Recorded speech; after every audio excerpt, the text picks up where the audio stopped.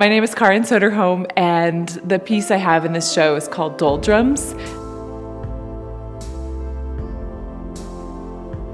It is an embroidery on mixed fabrics, and the doldrums are, this wind phenomena that happens where winds are coming from the south and winds are coming from the north, and when they come together rather than colliding, they sort of create this space where there is no wind. And I've been feeling a lot of that this year. A lot of anticipation, a lot of activity, and then there's also this big pregnant pause. Just stop. And as I was thinking about, a lot of things,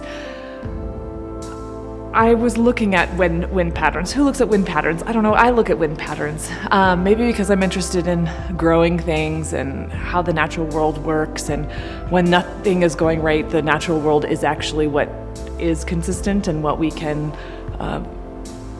go back to. That's always actually what reminds me a lot about who God is the consistency of the natural world, that whether or not I've had a bad day or I feel like the world is falling apart, the sun does rise again in the morning, and it always sets at night. There is those natural rhythms. So anyway, I was looking at that and thinking about this idea of the wind patterns and the doldrums, and I found this awesome poem because it turns out I'm not the only person who's ever thought about the doldrums. And this is an excerpt from a very long epic poem by Samuel Taylor Coleridge, and it's called The Rime of the Ancient Mariner. Day after day, we stuck, nor breath, nor motion, as idle as a painted ship upon a painted ocean. Water, water everywhere, and all the boards did shrink. Water, water everywhere, nor any drop to drink.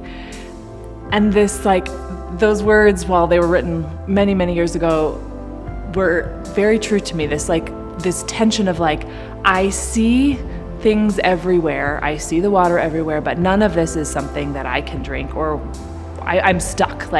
What I see is not what I can have, and where I want to go is not where I can go, and this tension. But I hope that I showed in my piece the way that I created these lines. If you didn't know it was called the doldrums, you might not actually recognize it as wind, but you'll see lines of stitching coming from the left and coming from the right. And instead of colliding, they create this sort of space that goes up through the middle of the piece. And I was hoping just in that buffer, that could be kind of a visual reminder of that buffer of peace that the Lord always provides for us.